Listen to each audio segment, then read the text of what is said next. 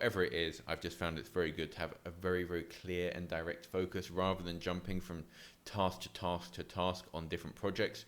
I now try to be a lot more structured about having very specific focuses for each week on a particular project or on a goal, and then 80% of my tasks completed on that particular week are going to be related to that goal or project.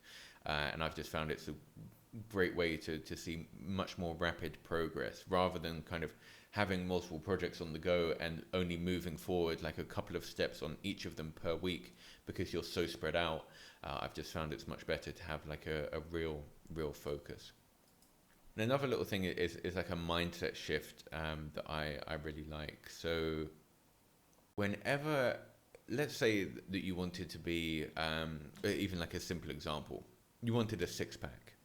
You can go through and apply with like a frame of mind of asking yourself, what would a guy with a six pack be doing right now? Or, you know, if you're feeling a craving for sweets or you're feeling lazy and don't feel like doing anything, you can think, what would a guy who is really in shape be doing right now? What would they be eating? Would they be eating this? No, they probably wouldn't.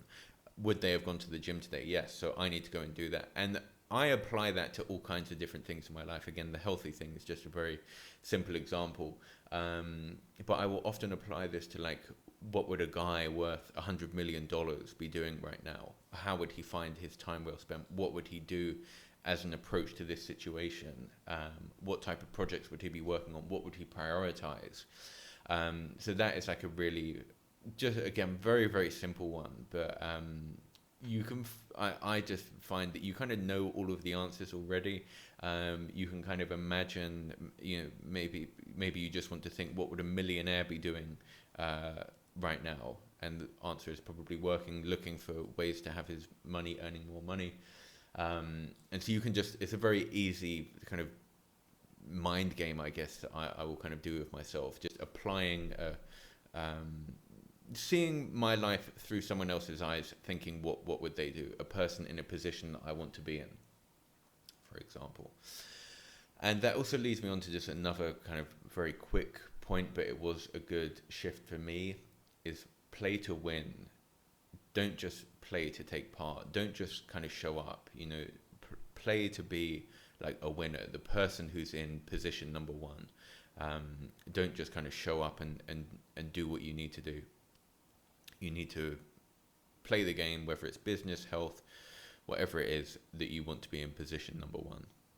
Another kind of thing, I'm actually pretty good at this. I'm not sure if I should be proud of that, but I'm very, very ruthless with who I allow into my circle and who I spend time with. I'm very, I wouldn't say quick, but I kind of don't have any hesitation in cutting people off. And that goes for kind of relationships, for friends, for whatever it may be. And I won't make a big deal out of it to anyone. I won't even kind of send them a message. I will just kind of just slowly kind of pull myself back from a person. And it can be like, if I'm very, very well aware that you become the sum of the 5 people that you spend the most time with.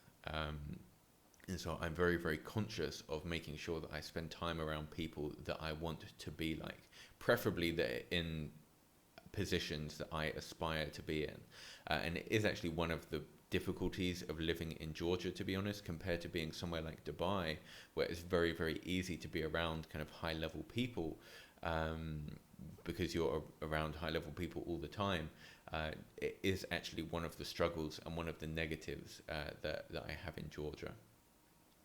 But nonetheless, it means that I'm very, very, just ruthless with who I allow into my circle. Is this someone who is adding not even value into my life, but it can be someone who's even like inspiring to be around just by talking about what they're doing.